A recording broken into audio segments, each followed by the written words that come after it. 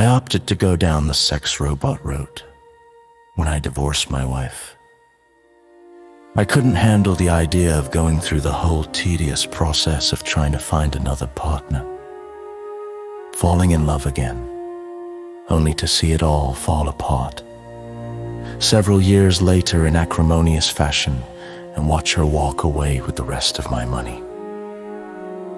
I decided on Aiko, a submissive Japanese robot with a passion for anal.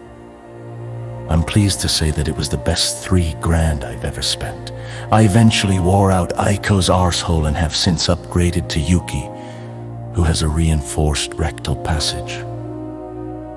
I'm pleased to say we're still in love. Robert Dix.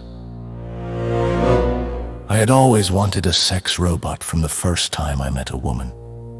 Back in those days, they only existed in the movies, of course, so I had to make do with cheap blow-up dolls which cut my bellend to shit, but I bided my time and watched eagerly as the technology improved until eventually the sex robot concept became a reality.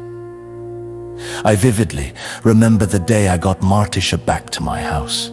I hadn't even finished charging her before she was all over me, ripping my clothes off and talking dirty to me in her Jamaican accent.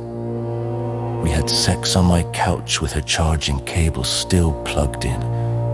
It was so hot. Jonathan Wish. I was going through a tough time in my life. My girlfriend dumped me for another woman, I lost my job, and my dog died of AIDS. I realized that if I didn't do something drastic to cheer myself up, I might as well just give up on life. Fortunately, I was living with my parents at the time, so I had managed to save a bit of cash, which I decided to blow on a top-of-the-range sex robot with all the bells and whistles. I eventually settled on Melissa, the GL model from the Flesh Tunnel series.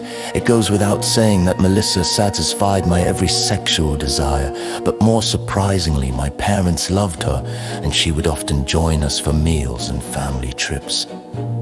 A word of warning though, the instruction manual specifies that this model will only respond to the sexual advances of its true owner.